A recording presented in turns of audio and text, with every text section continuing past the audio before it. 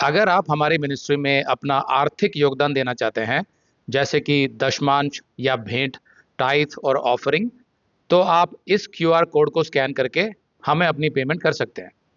या फिर आप 7303643550 पर हमें पेमेंट कर सकते हैं। बाइबल का परमेश्वर जातिवादी है। ये मैं नहीं कह रहा हूं, ये चार्ल्स टेम्पल्टन कह रहे हैं।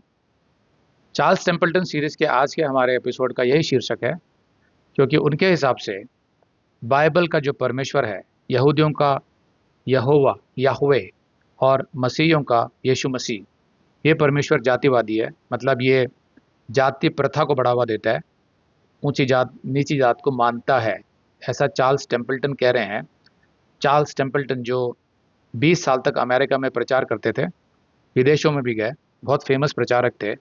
एक समय के बाद उन्होंने ना केवल प्रचार करना छोड़ दिया, बल्कि उन्होंने मसीहत को भी छोड़ दिया और यीशु मसीह को भी परमेश्वर मानने से इनकार कर दिया।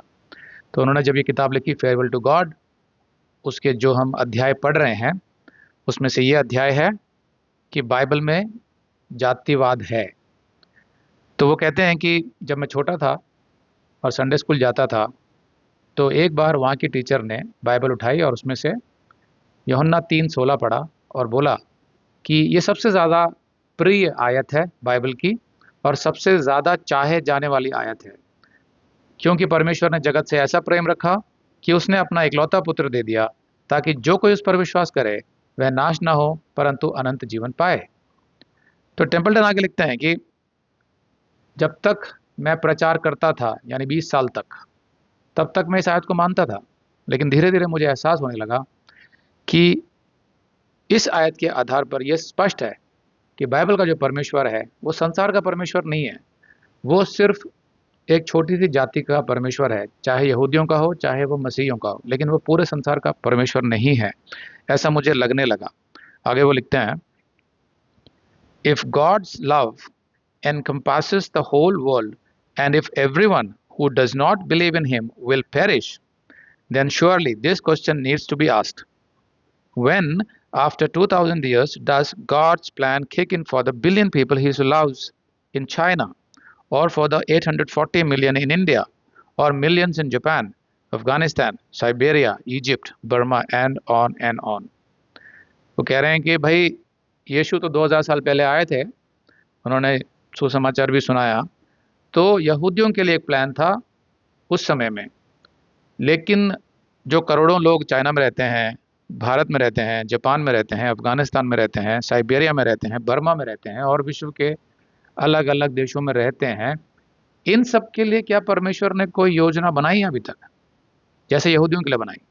तो ये योजना कब लागू होगी, ऐसा टेम्पल्टन पूछ रहे हैं। लेकिन मैं थोड़ा हैरान हो रहा हूँ कि टेम्पल्टन ने बाइबल किस तरीके से अध्ययन किया है मुझे पता नहीं है, लेकिन बाइबल तो स्पष्ट रूप से बताती है कि यीशु मसीह जो पैलेस्टीन में आया था, इज़राइल में, वहाँ से उसने अपने प्रेरितों को सारे विश्व में जाने के लिए बोला था, सुसमाचार पहुँचाने के लिए। तो ये सवाल ज़रूर उठ सकता है कि भाई जब तक यीशु मसीह का सुसमाचार पृथ्वी के कोने कोने तक नहीं पहुँचा, तब तक फिर लोगों का उद्धार कैसे हुआ था? या जिन तक अभी नहीं पहुँचा है और वो मर गए अगर, तो उनका उद्धार कैसे होगा? ये सवाल तो जायज़ है, लेकिन ये कहना कि बाइबल का परमेश्वर सबके लिए नहीं है, ये गलत है। लेकिन जो ये सवाल है कि जिन्होंने सुसमाचार कभी नहीं सुना या यीशु के आने से पहले लोगों का उद्धार कैसे होता था, या जिन देशों में कभी सुसमाचार नहीं पहुंचा है, तो उनके लिए यीशु मसीह कैसे परमेश्वर हो सकता है? इन सब के जवाब हमने अपने मिनिस्ट्री के संदेशों में दिया हुआ है कि पहला मनुष्य आदम जो था, मसीहत तो वहां से शुरू होती है। अगर आप ये संदेश पूरा देखना चाहते हैं तो आप इसे हमारे वेबसाइट hindiBiblestudy.com पर देख सकते हैं। ये वीडियो हमारे सितंबर के वीडियोस में अपलोड किया हुआ है, तो जिनके पैकेज में भी सितंबर का महीना शामिल है, उनको ये वीडियो उनके माई अकाउंट में सितंबर के वीडियोस में मिल जाएगा। अगर आप हमारे वीडियो फोन पर देख रहे हैं तो अच्छी स्पीड के लिए कृपया गूगल क्रोम या मोजिला फायरफॉक्स ब्राउजर इस्तेमाल करें। तो इनको डाउनलोड करने के लिए आप प्ले स्टोर में जाएं और ऊपर गूगल क्रोम टाइप करें, फिर आप गूगल क्रोम ब्राउजर पर क्लिक करें और उसे इंस्टॉल करें। ये एकदम फ्री है। इसी तरह आप मोजिला फायरफॉक्स टाइप करें, फिर आप मोजिला फायरफॉक्स ब्राउज़र पर क्लिक करें और उसे इंस्टॉल करें। ये भी एकदम फ्री है।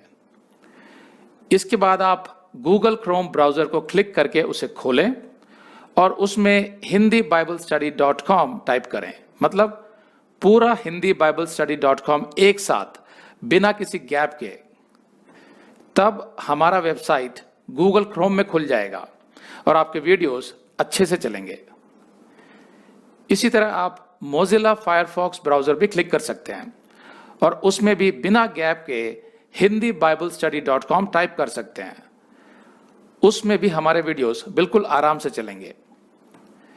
इसके अलावा अगर आप चाहें तो बेहतर स्पीड के लिए आप वीडियो के नीचे बने प्ले बार पर सेटिंग्स का चिन्ह दबाकर 240p 240p सेलेक्ट कर सकते हैं, जिससे आपका बहुत ही कम डेटा खर्च होगा।